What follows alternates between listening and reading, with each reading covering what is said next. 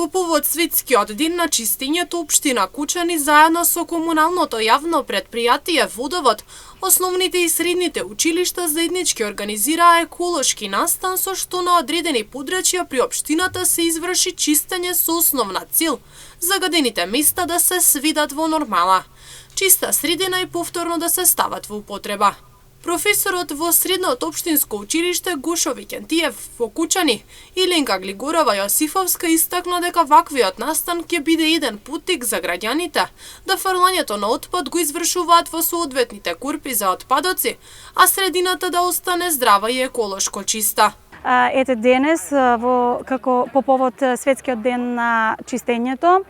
во заедничка организација со општината, комуналното јавно претпријатие Водовод и средните и основните училишта на ниво на општината,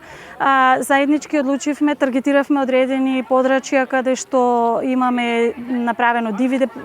настанати диви депонии,